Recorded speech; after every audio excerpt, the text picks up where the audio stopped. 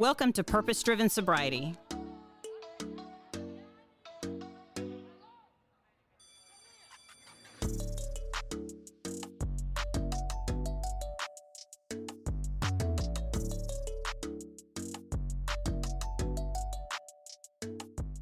Thank you for joining the Purpose Driven Sobriety podcast. I'm Kristine. I'm an alcoholic. I want to take this opportunity to thank the Cohen Mortgage Group for sponsoring this episode. If you're in the Central Texas area, the Cohen Mortgage Group can help you with all your residential financing. We offer all the programs, all the things. So having said that, my guest today is Mr. Rick Cohen. Hello, Mr. Cohen. How are you? It's good. I'm good. Thank you. Good to have you here. So. Rick just happens to be married to me, and I wanted to, in the idea of this podcast, which has happened so quickly. This whole thing has happened so quickly, just really in the past month. I mean, it's just been, I think, it's a God thing. With my faith, God just, it's a good thing. So, my goal was to reach that person who is still suffering, with alcoholism and addiction, which alcoholism is an addiction. But we thought, and thank you for your support for this whole thing. I know that, in the history, so we'll be married 20 years next year, 19 this year, way too long, wow. Way too long. But your support has been just amazing. And I go down some rabbit holes sometimes, hush. You just really have been, just a crazy supporter of me. When it has come to things that I feel passionate about, you basically, especially when I feel like it's from God, you step out, not as if you've gotten in the way before, but you step out of the way and you just are like, girl, get it. If that's what God's telling you, you better get after it. So I'm grateful for that.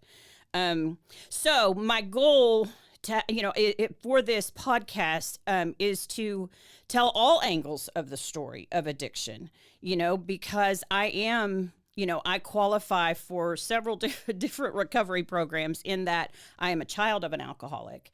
So I know it from a child's standpoint, but I think it's important for us to tell this to tell the story and to reach the family members that have loved ones that are suffering with this disease, because it is a family disease. And I can tell you that wholeheartedly, from the addict point of view, when you're in it, you don't see it as a family disease. Of course, we know that, addiction can be very selfish and, self-centered and what have you, but you truly think you're only doing it to yourself, right? You truly think that it's only affecting you. It's like, leave me alone. It's my body. It's my life. It's, Well, it's a victimless. It's like, why are you giving me such a hard time? So I didn't know, you don't know what you don't know. I mean, I know that that's cliche, but it's just true. And I didn't know how it affected the people that were in my life that I loved. And so it's important to me for you to be here, for you to share, when someone comes on the show, they share their experience, their strength, and their hope, which means we share what it was like, what happened, to change things, and what is it like now. So, Rick and I have worked together for 24 years. And like I said, next year we will be married for 20. And so we've got a history, before and after alcoholism. So I just wanted for you to just kind of tell your story and share. Yeah, it was, we were friends for a long time. Mm-hmm. I mean, we were buddies, pals. We were best girlfriends. Yeah. I mean, you invited me down to Waco to meet your, the guy that you were dating, to get my opinion. That was weird. It wasn't weird at the time, but yeah, looking back, it was probably a little bit weird. Mm-hmm. But then you weren't an alcoholic. I mean, you didn't drink excessively, and we drank together. throughout my life, I was always a heavy drinker. Um, from high school. I mean, I started drinking in high school, and when you got into the program, or when you got to the point where you were in recovery, one of our conversations, was, you were I told the counselor, you're the strongest person I've ever met. Why can't you just quit? And it was, to me at the time, it wasn't a matter of, it wasn't a disease, it wasn't an addiction. It was just like a lack of will. I remember you in that moment, and he's talking about when I mentioned in the first episode that I'd gone down to Austin Recovery, Right, so you'd yeah. come down for a family day, and it was you, me, and the counselor, and even at that moment, looking back, I didn't think I was an alcoholic. I wasn't convinced. I was down there to shut y'all up. And I remember the look in your eyes where you were truly inquisitive, saying, what is the deal? Why can't she stop? And I remember just that resolve of going, oh my God, is that what you think? Do you think I'm doing this of my own will? And right then, I still didn't think I was an alcoholic. So that's what's puzzling. I didn't still, but I knew that was so far from the truth. So far from the truth. So I'm sorry. Well, go ahead. and again, my take on it was, it was just simply a lack of will. I grew up, I played sports, and I'm kind of from that Lombardi era where, you get up and you do it, and if you can't do it, it's a lack of will, and you need to figure the whole thing out. So, at the time for me, it was, and again, I've learned since then. That there's a switch that turns on, with alcoholics. But at the time, and I just couldn't figure it out. And it had, we had gotten married, and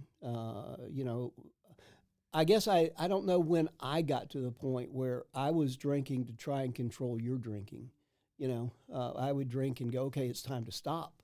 It's time for us not to drink anymore. This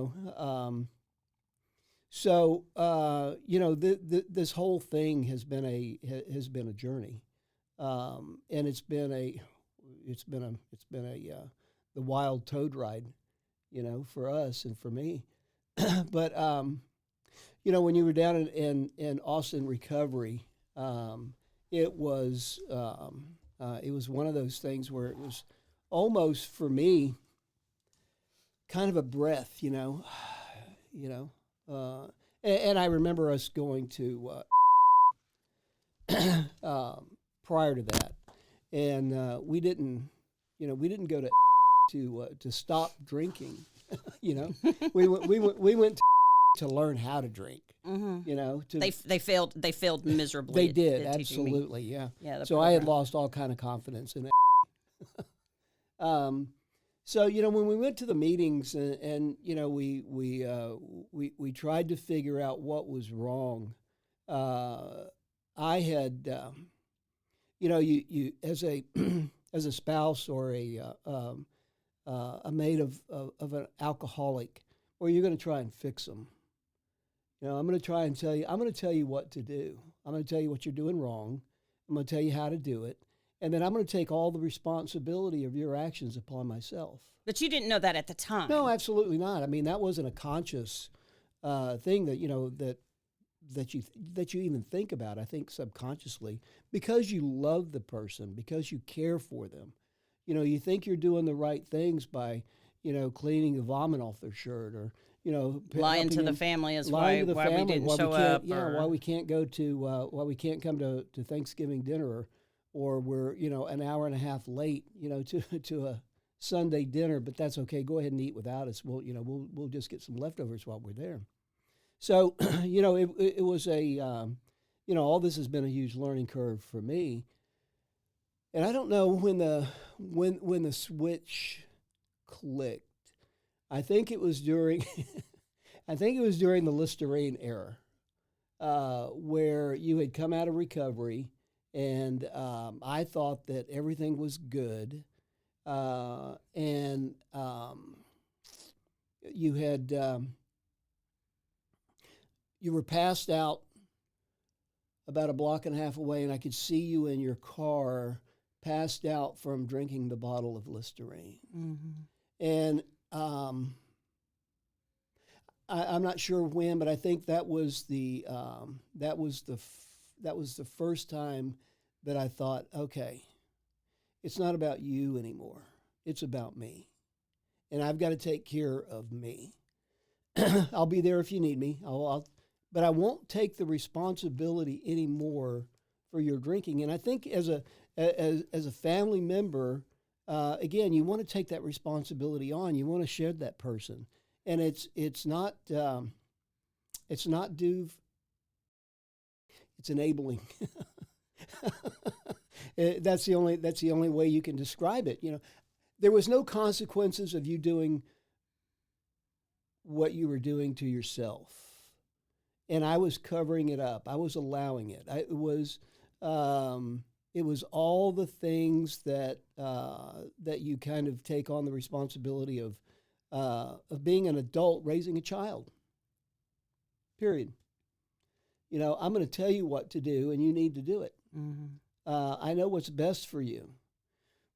But the whole thing was I didn't realize what was best for me.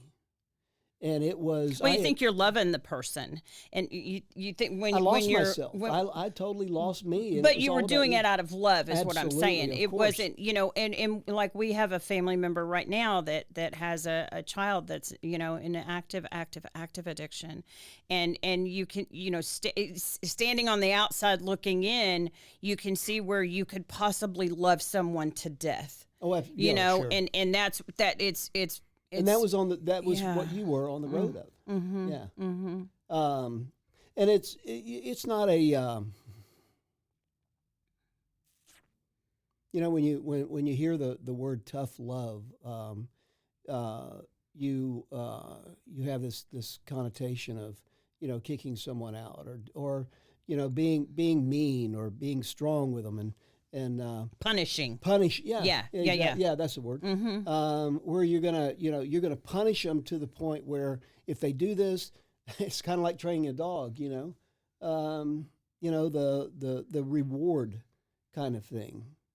If you do wrong, this happens. If you do good, this happens. So that's where I was at, and that's when I started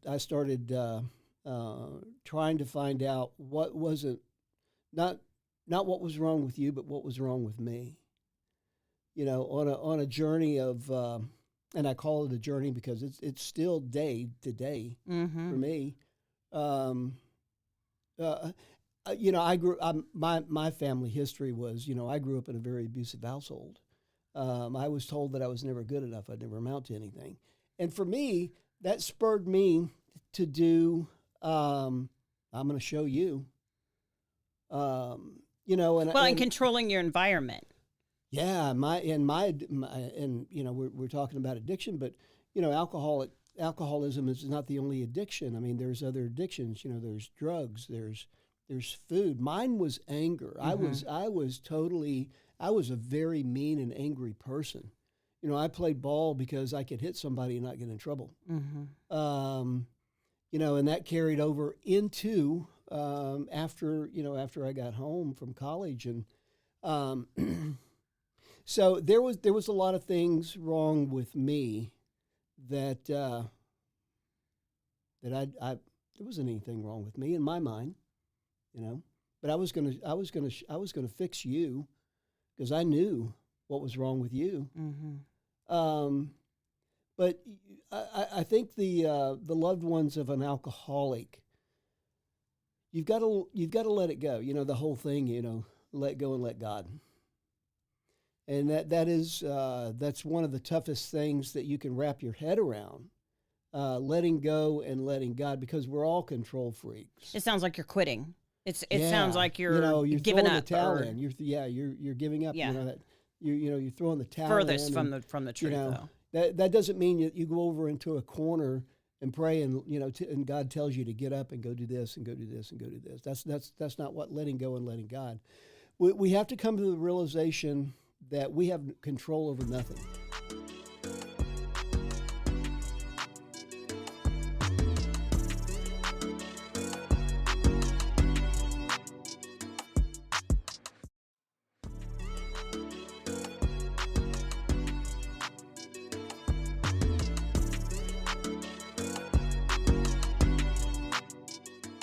Well, but you didn't come by that quickly. So, No, hang on. I'm still working. Back up to March 13th, 2012, when I was passed out in the car after drinking a Sam-sized bottle of Listerine. We both had kind of spiritual experiences within that 24-hour period. So what I heard you say was you recognized in that moment, I have got to start saving myself, and because you knew you were powerless, is what I hear you saying in that moment. Absolutely. So is that when you called a counselor? Yes. That we knew that. Mm-hmm. And so you. Well, I had gone to a counselor while you were in Austin recovery, and I remember her telling me that, if you got sober, that our relationship may not make it. She told me the same later on when I came out of there. Yeah. And she said, your marriage may not survive your sobriety. And I was thinking, what the hell? And she was just like, and we drank, man. From the day day we met, back in 1998. I mean, we every time we were in each other's presence, I mean, we'd grab a drink or five. Oh, I was a serious drinker, and so it was like, okay, oh crap, maybe I don't even know him sober. So that was the thing. So back to March 13th, 2012. So what did you do different, or was that just a resolve where you came to an understanding that you just were powerless, that what happened? I think after that I started going to meetings. Mm-hmm.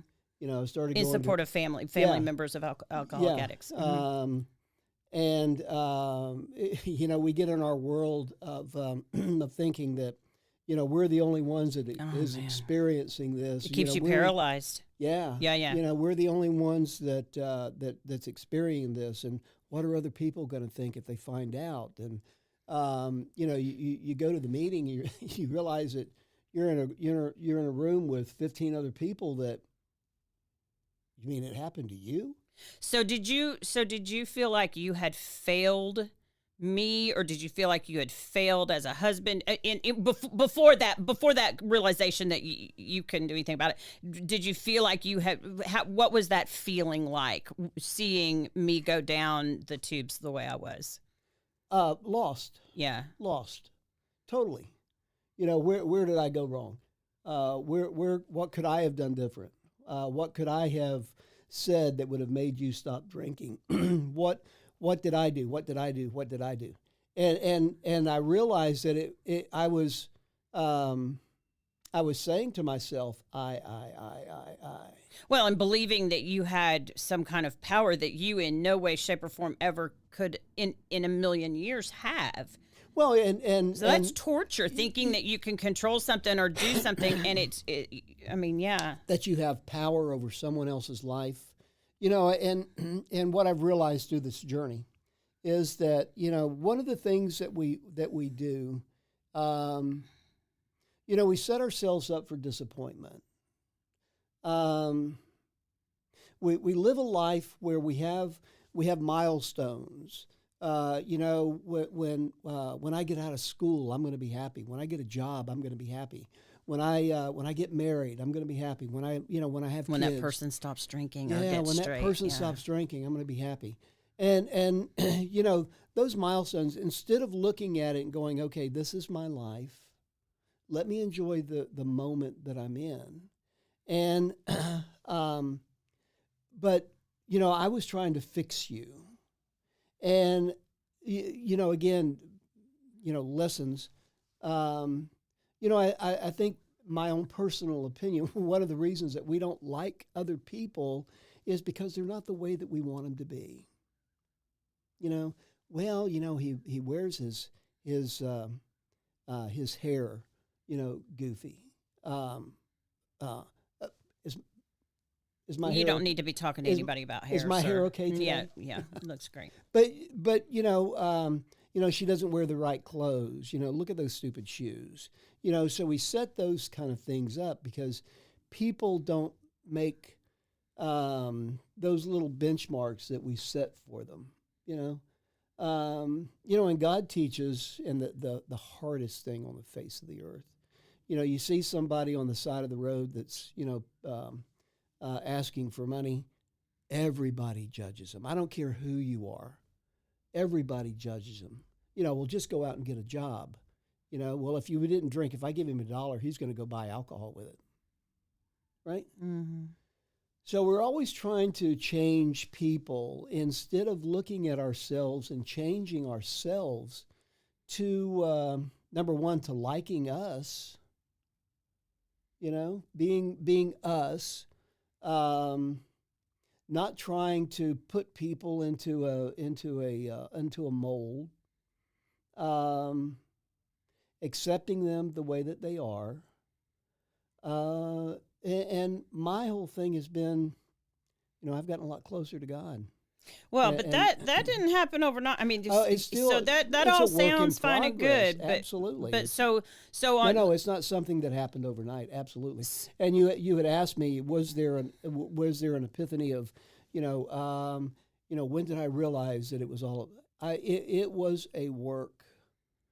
You go to a meeting and you look around and these people are, experiencing the same thing from all that different are. walks of life. Oh, all different ages and. Just, listen, addiction has no social boundaries. Mm-hmm. It doesn't happen to the middle class or to the poor class. It doesn't happen to the upper class that has all the pressures of success on them.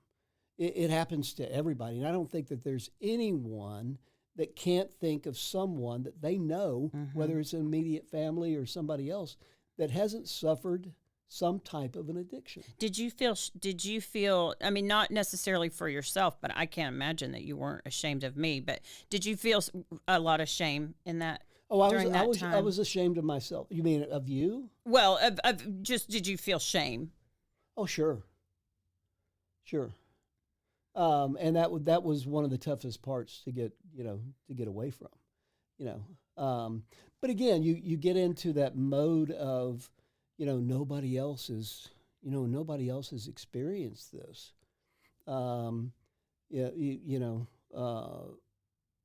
People are looking at me and pointing the finger and going, why does she drink so much? Is it because of him? Well, I do remember you going to those meetings, and I know that I remember feeling a little bit of a panic, just thinking, oh shit, he's not focused on me anymore. I mean, it wasn't a solid, continual thought, but it was. I remember just thinking, oh crap, maybe I'm out here on my own.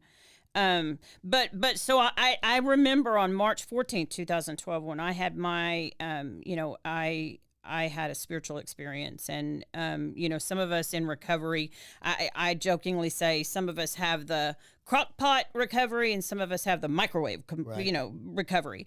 Mine was a microwave, blow it up recovery, type of situation.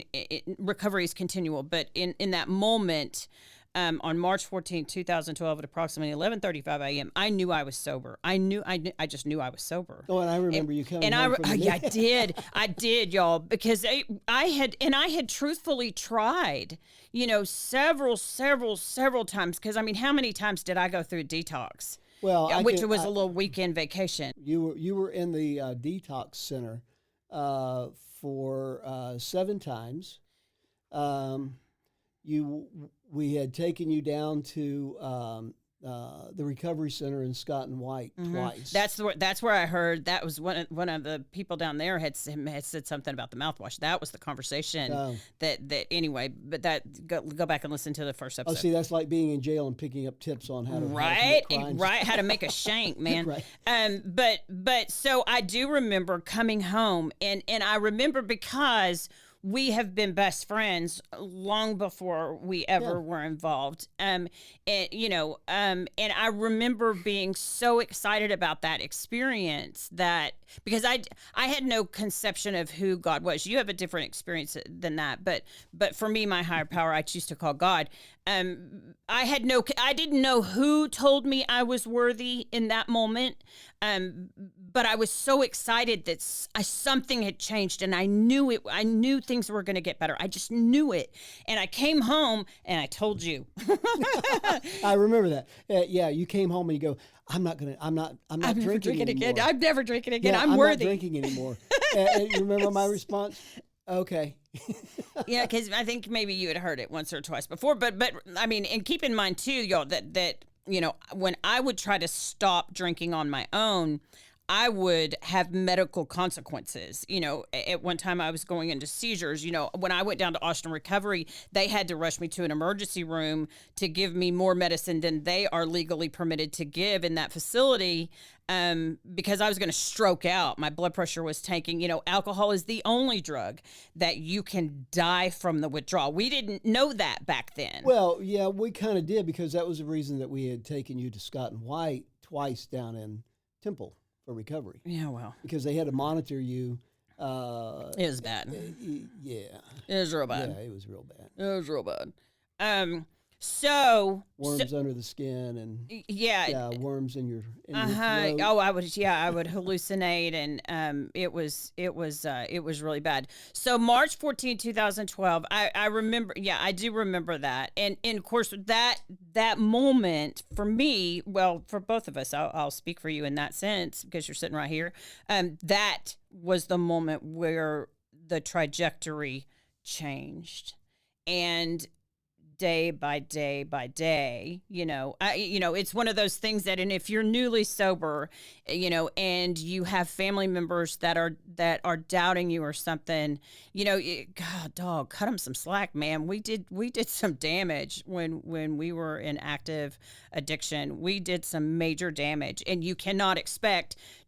I didn't realize it at the time, but I was upset with you that you weren't as excited with me, absolutely. I mean, yeah. So I mean, that was really hard because that you're so just an active alcoholic addict that has stopped and is on their way into recovery. You've got to give your loved ones grace and the space to feel what they're going to feel and just focus on yourself as far as recovery goes. So from that time, so that was what it was like, and well, and then the journey really started. Up until then, it was the battle.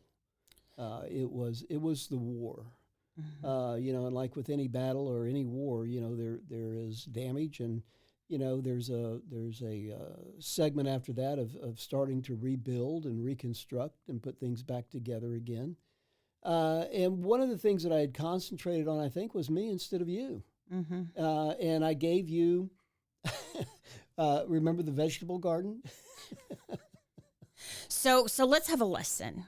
So an alcoholic addict, I had, my oldest son had asked me at one time, Mom, when did you know you were an alcoholic? And it's like, okay, now I can pretty much go, birth.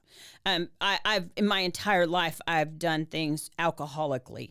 And if you're uneducated as far as what that means, if you got it, if you spot it, you got it kind of thing. So those of you out there that are going, oh my God, I know exactly what you're talking about. I either do everything in extreme or I don't do it at all. And so especially, I can look back now when I knew I was sober, but here's the deal. Alcohol was my solution. Alcohol allowed me to, in the moment, allowed me to feel normal. It allowed me to slow down the racing brain, to just cope, relax, because it felt like I was always just, speeding through life 90 to nothing. Now you take alcohol away, and you're going to replace it. Oh Lordy, because that you've now taken away my solution. You've now taken away what made me feel normal, what allowed me to live in my own skin and not want to eat a bullet.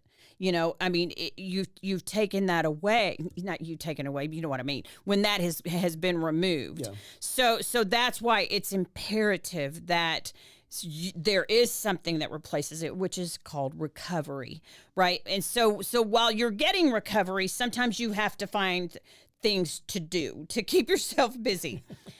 So Well, to far. occupy the time instead of laying around drunk. So I thought in a moment, I thought, we ought to grow our own vegetables. Well, and I remember that you getting mad at me because I was at the point in my recovery where I had put up the forms and laid it out, and you wanted me to go get the dirt to put into it, and then get the seeds to plant, and then I remember the little things at the vine. Tomato cage. The Yes. tomato cage. You wanted We me had to to have put the several of tomato, those. and I refused to do that. Yeah, that was that was and that was when I started learning that was what you wanted to do. My obsession. Yeah, that was what you wanted to do, and I'm not going to do it for you anymore. I'll help. You know, if I'm out and I'm close to a place that sells the cages, I'll pick them up. Otherwise, if you need them and you have time, you need to go pick them up. And I still read. We have. I can't remember. Did we ever actually grow anything? No, absolutely not. Okay. But that little makeshift forms and cells sat out there for a little while until It you did tore sit it out there down. for a little while, and I absolutely refused to because it drove me crazy that it wasn't big. In the way of the lawnmower and all that it mess. was, And I think my next was I learned how to make jewelry, how to make earrings and necklaces and bracelets, and And it you made a was ton of 'em. on. You made a ton of them. Yeah. Well, past that, I mean, it was obsessive. I think you had actually called a friend of mine in recovery and said, "Okay, now she's really gone off the rocker up until 4 a.m. making earrings and doing the And if I recall, she basically said, let her be, Right. let her keep that busy work because if she's doing that, she's not drinking." So as long as she's doing something that's not detrimental like that to recovery, just let the crazy just play out and trust the process. Yeah, and I had to learn to let that play out and Not take it personally. Yeah. I remember you did take it personally. Well, that was because up until that point, it was us drinking together. You know, and me focusing on trying to fix you. But that was again Because you didn't really know what recovery was either. I mean, you didn't know what was to come. You just knew drinking, not drinking. Well, remember our conversations, through the recovery. What are we going to do now?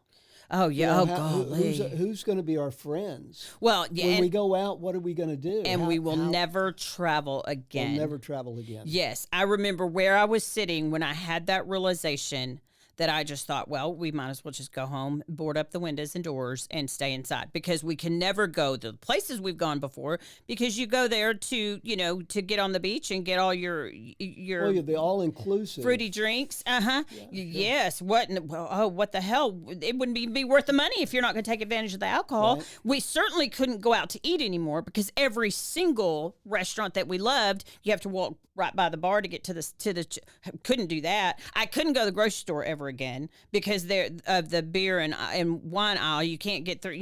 I remember going into the grocery store the first time after stopping drinking, and I was avoiding that as if there was an atomic bomb sitting in that aisle that would go off if I would like walk around. It was crazy. The things you don't know. Again, you just when you're white knuckling it.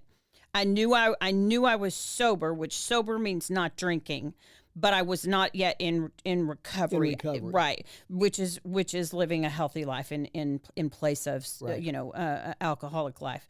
But yeah, I remember just thinking I had our to- lives were over with. Yeah, and for me, knowing you, I had to let it go too. I do remember the vacation that we had after that, and we're driving back from the airport, and I looked at you and I said, "Did you have a good time?" She goes, "Yeah, it was fun." I said, "The best part of this is that we're going to remember it." What a concept. Yeah, we'll remember this. Oh, this because how many vacation. trips we went on that we elected not to go to the concert. We stayed in the bar, or we Opening game of Wrigley Field, and we could watch it. We made all kinds of excuses. Mm-hmm. We can see the game better here on this big screen than we can Mm-hmm. sitting behind the third baseline. Yeah, that was messed up. Yeah, that was messed up. Well, and I tell this story and it entertains me, which in the very moment it wasn't that entertaining, but I was only a few months sober when we went to a wedding up in Chicago, and my cousin, and we took our daughter and son-in-law with us, and we did the wedding thing, and then you had lived in Chicago, a long time ago, and loved a certain blues club, Right. Jazz blues club. And you said, you want to go listen to music. And I'm like, hell yeah, let's go. And Erica and Kevin, wanted to go. And so we head out and we go to this place. And so we go in and we sit down. It's a really cool place. And the guys, the band people are about to start. And so the waitress comes around, and it's a bar. Okay. So the waitress comes around and said, "What do you want to drink?" And Diet Coke. And of course I was still real leery about, in a place like that, them serving me accidentally alcohol. It was like, okay. So you ordered a Diet Coke, and let me back that truck up and go. You stopped drinking with me. I mean, you have not had a drop of I feel like I alcohol had to. since before Yeah. I got sober. So just I so you know, stopped in Austin recovery. yeah, I don't, anyway. So we're at this blues bar. And so Kevin is saying something to Erica, and so I remember knowing that he was like, "Yeah, I can't order a beer. I can't, And I looked at him and I said, "Please don't be weird. Don't be weird. That makes me feel worse. I want you to just be you." Well, that's what starts to isolate people from being around you. Right. If you want a drink, get a drink. Please order a drink. Just be you, please. And so he ordered a beer, and I think our daughter ordered a beer as well. And so, the band is starting. Everything is great and fine, and so the waitress brings the drinks and sets them down in front of us.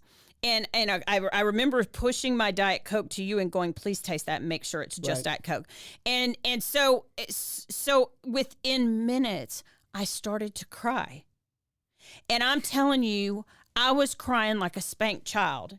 And you looked at me, you're like, "What the fuck is wrong with you?" And I'm like, I don't know what's wrong." And you're like, "What is wrong?" And poor Kevin is just about to crawl under the table with guilt, And I'm looking at Rick just so puzzled, because I didn't know why I was crying. I didn't know, which made me even more mad that I had just said this to Kevin, and so you and I love you for this, because you have a way with me of guiding me now without insulting me, without trying to tell me what to do. But you said to me, why don't you go outside and make a phone call to call someone in my recovery program? Why don't you step outside and make that phone call? And I'm like, okay. I mean, I sobbing, y'all. It was so stupid, and I didn't know why I was crying. And I stepped outside and I called her, and she's like, "What is wrong?" And I'm like, "I don't know." And she said, "Well, I'll wait until you're ready to tell me, calm down enough to tell me."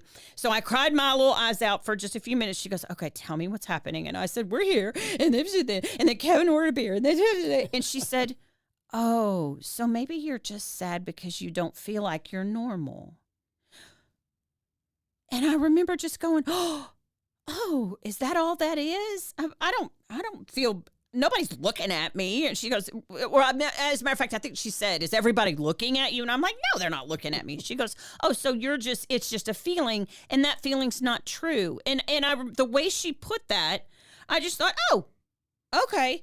And so I straightened up and came right back in, and we you had a good time. you looked at me like, "What the hell just happened?" And I said, "I'll explain later, but don't worry, I'm fine." And like I said, poor Kevin and Erica, they've come with us on this recovery journey. Anyway, that was just one of the funny, it wasn't, like I said, it wasn't funny at the moment, but you feel like if you're in a bar or something like that, you feel like you're not normal. And see, I'm going to tell you, and we've shared this, even, I just turned 11 years sober last week on March 14th. And even going to a restaurant now, we could go to a restaurant right now and be sitting at a table. Someone's sitting at a table across the way, and they leave a half a glass of wine, or a half a mixed drink in their cup, and they check out and they leave. I still look at them and go, "Stupid ass quitter! What's wrong with you?" I don't say that out loud, but a quick thought in my brain. But that's still the alcoholic brain that I have, that will never. It will, I've resigned myself to the fact that it will never go away, but I do have a program of recovery that I work, that I'm able to have that silly, crazy thought and just let it go, Well, and it's, recognize it for what it is. Yeah, you don't learn to quit drinking. Yeah. Just like you don't learn to be, not an enabler. You don't learn that. It's a journey, and it's a personality building. It's a growth within yourself building. Our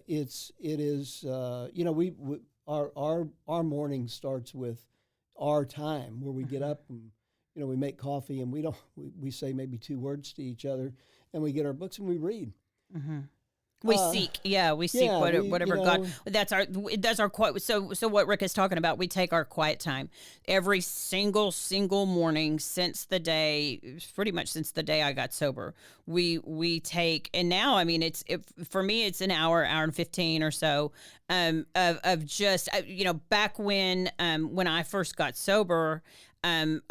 I don't like to read. I'm ADD and all that mess. It's hard for me to read and retain things and stuff. So a friend in the program had said, are you on social media? I'm like, yeah, I'm on Facebook. She said, do you post things you don't read? And I'm like, no, I don't post things I don't read. She said, well, how about you subscribe to a bunch of different things and just see what God sends you, and find your interest. Right. And then if you read something and you go, oh man, someone else I bet could benefit from that. She said, why don't you post it? So that was her way of getting me to read other things, and so and now it's called doing my paperwork. It always has been called doing my paperwork. So even the kids know, mom, don't call mom during, although our daughter does all the time, call during when mom's doing her paperwork. That is the time that we build our foundation to build our day on.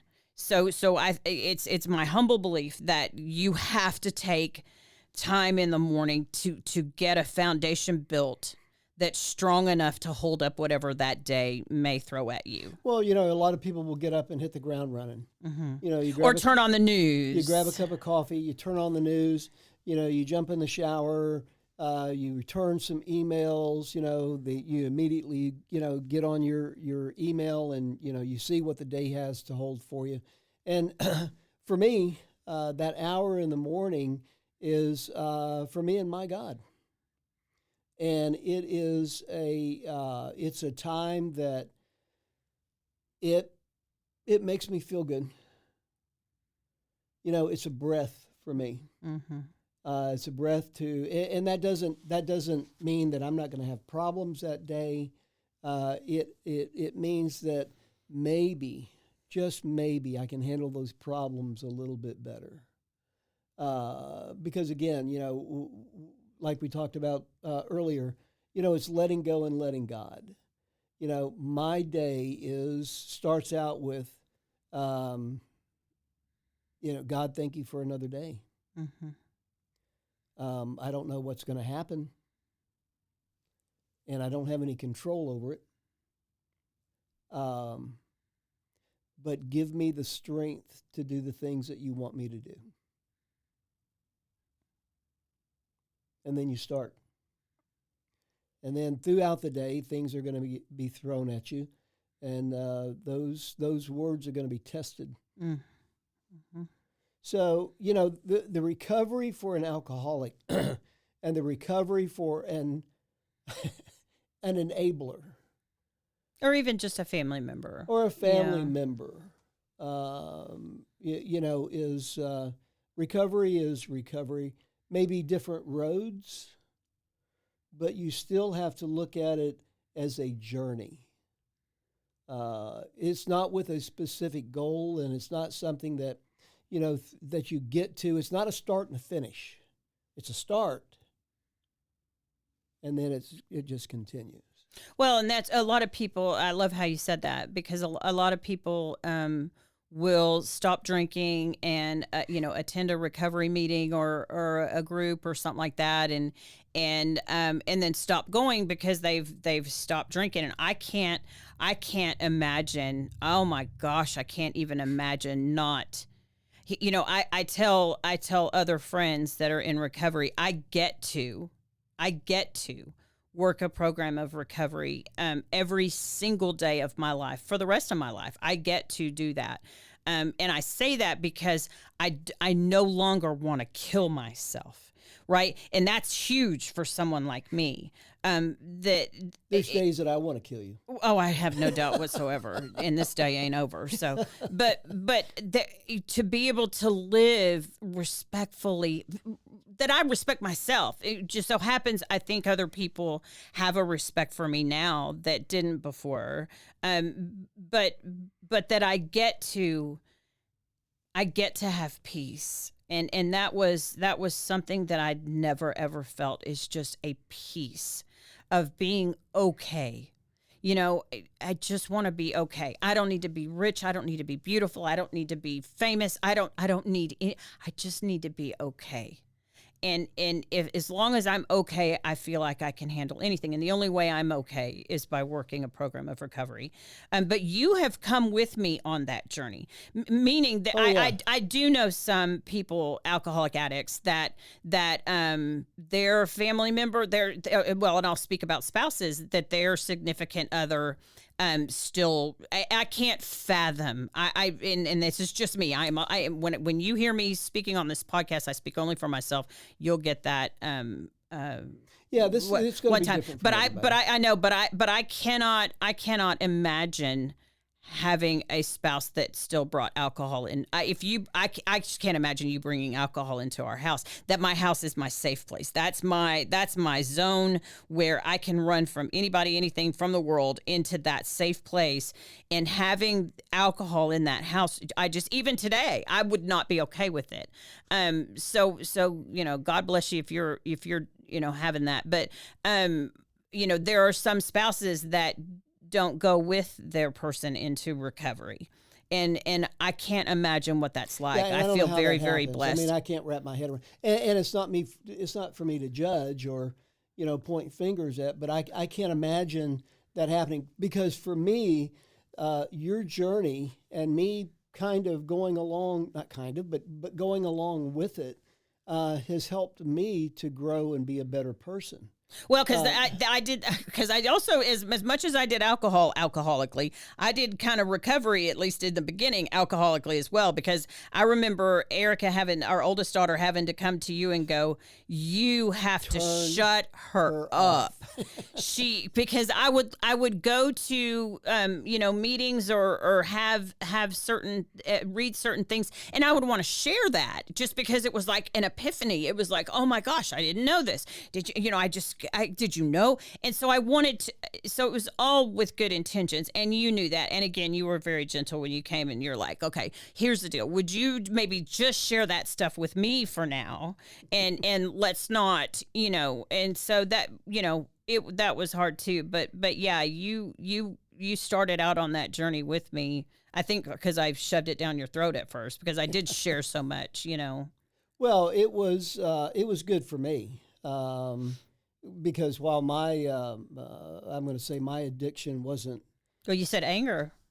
Oh, I was a very angry person. So so are you saying that you think that that a program of recovery doesn't just work for an alcoholic addict, like drugs and alcohol? Absolutely not. I mean, how so? The recovery or a recovery program helps you identify yourself.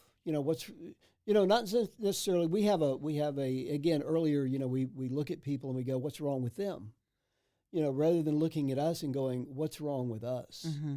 And that has helped me to identify some of the things. And we go through 12 steps that making amends, and realizing that I don't have power over anything. And I was a control freak, and still work on it. I'm going to tell you the right way to do it. And in business, it was always my way or the highway. There is no other way to do it. And to get from point A to point B, you can go 100 different ways. Mm-hmm. So, but mine was always the right way. And I carried that from when I was a kid, because I was told that I would never amount to anything, and that I would never be successful. To into my personal life through college, and being so angry, and like I said, playing ball and hitting people and not getting in trouble. But it was, the recovery has been an eye opener, and the peace and the contentment that you will experience from a journey of recovery will help you to be happier in your own skin. Everybody, we made the analogy the other day, when there's a picture taken, who's the first person that you look at? Mm-hmm. You don't see the other people. Mm-hmm. And if everyone is perfect, but you're doing a face or something, or your eyes are closed or something, then the picture's terrible. I've ever It's seen awful. in my life. It's awful. And it's you. Mm-hmm. And until you come to grips with that's you, and nobody really cares. They don't care if your hair was out of place, or your shirt was, wrinkled, or because they're not looking at you. They're looking at themselves. Mm-hmm. You pass by a mirror. Do you make that glance? Mm-hmm. Of course you do. Everybody does. But to realize that you're not the only one that does that makes it okay. Because we have a tendency to think, well, I'm the only one that really does that. I'm the only one that looks at myself when I'm wearing the picture and look at me. We're so judgmental of other people, or not of other people, but of ourselves, that we're gonna fix other people instead of looking at us. And that has been the most profound thing, I think, that through this journey of recovery that will continue to last until I die, getting closer, letting go, knowing that I don't have control over anything. I have no control over whether anybody will hear this or not. But if that one person hears it, that makes a difference in their life, it's all worth it. Amen, amen, amen. Well, and I've said that all along when in starting this, that alcoholism and addiction is such an isolating disease for the family members and the alcoholic addict, and it's so full of shame and all of that. But one of the things that I want to stress is that the recovery for an alcoholic, the people that are around them, the recovery is just as important. It's not your fault. You have to realize that you can't control it. You have to look at it and start looking at yourself and looking at making yourself happy. And we've used the analogy of, if a plane's going down, they tell you to put on your oxygen mask first. That's so that you can help others around you. Mm-hmm. Because you're no good if you're unconscious. Yeah. You can't help anybody else. And the whole purpose of, in that analogy, the whole purpose of putting that on is so that you can be of service to others. Absolutely. Because in being service to others, it saves you as well. Just so happens. Right. Right. So what else would you want to tell some, if there is a husband or a wife or a significant other that has someone in active alcoholism addiction, what would you say to that person? What would you say to them? Stop trying to fix them. You can't. Talk to somebody. Talk to somebody about you and your situation. Yep. Yeah, you can't do it alone. And don't think that you're in it by yourself, because you're not. There's hundreds of thousands of millions of other people just like you. And there's recovery programs for family members. There are recovery programs for family members and anybody else, and it's not just isolated to alcohol. It's any addiction or any problem that you might have. The thing with Bob Newhart, if you're trying to fix somebody, stop it. Oh, he's talking. Google Bob Newhart and the video "Stop It," and it's just kind of funny. We were laughing. What he's talking about is we were laughing about that the other night, because every now and then I'll talk to someone else that's in addiction, and they're just reeling from some topic, and they're I just don't know what to do, and it's just they're obsessing over something, and you just want to go stop it. So there's anyway. If you get a chance, Google that video, because it's really funny. But sometimes it is that simple. Well, sometimes it is that simple. Other times it's not. But, we always, one of the frustrations that we have in our lives is, what if? We're always trying to figure out, we're trying to figure out the solution to a what if problem. We get up in the morning and we future trip on, this afternoon when that meeting is going to happen, what if? And we spend our time trying to fix problems that don't exist. Mm-hmm. Keep your feet in right now, in today. Don't try and fix a problem for tomorrow that doesn't exist yet. One of the things that you spend a lot of wasted time on, is the what if scenario. And I call it sleeping out under the stars. The perception in our mind of what things are supposed to be like. Expectations. The expectations, we set ourselves up for disappointment.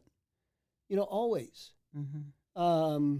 You're going to sleep out under the stars, and it's, the stars are out, and the moon's bright, and you're going to take the sleeping bag, and you're going to sleep out under the stars, and it's going to be so cozy. And you get out there, and the ground's hard, and the mosquitoes are out. And it starts raining. And it's hot, and it starts raining. So you grab your sleeping bag. How many times have we gone on vacation and come back because it was just a miserable time? Why? Because it didn't turn out the way that we had expected it to in our minds. One of the things I heard early in recovery was high expectations equals low serenity. Yep. So and especially when you're placing expectations on people, that's just so unfair. And you rob yourself of whatever the experience God intends you to have in that moment. So it's like to go, well, I don't, though this is just going to take forever, or I'm not going to be able to access my cell phone during this trip, or I'm not going to, it's like, okay, no. How about just taking it one moment at a time, no expectations, and it's like, God, just show me what you're going. Show me what you want to show me. Right. I'm open and I'm willing, and just let go and let God, whatever's going to happen. And 100% of the time, it's better than what my expectations were. Well, and stop trying to fix them. Yeah. Encourage them to get help. Mm-hmm. You can't take them by the hand. That old. You can lead a horse to water, but you can't make him drink. That's an alcoholic. You can't you can't make them stop drinking. Or using. Now you have to start working on yourself. Mm-hmm. You have to stop enabling them. Don't pick them up off the floor when they pass out. Put a blanket over them. That's love. Right. Helping them get to bed and undressing them and putting them under the covers and tucking them in. That's enabling.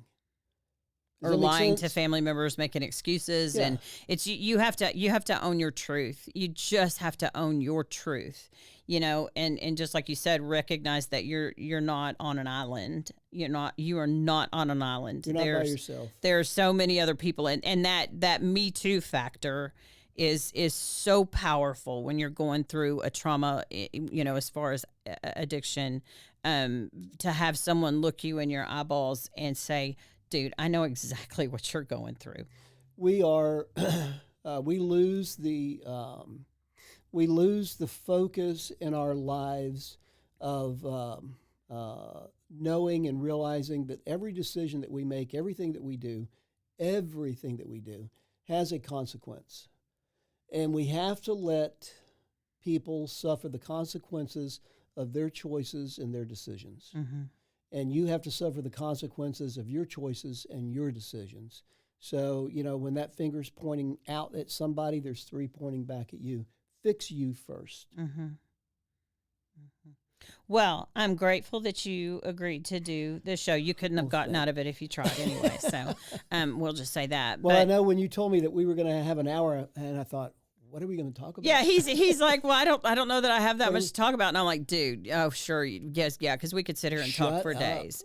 We could sit here and talk for days about recovery and what a beautiful life there is after I wouldn't have it any other addiction. way. Yeah, we truly feel blessed to have survived that disease and get to continue to recover together. Thank you for sponsoring by yourself. Thank you for sponsoring the episode. You're welcome. Cohen Mortgage Group. Absolutely. I love you with all my heart, and I wouldn't take this journey with anybody else. And I love you. So thank you so much for listening to the Purpose Driven Sobriety Podcast, and keep coming back. Thanks for listening to Purpose Driven Sobriety. Keep coming back.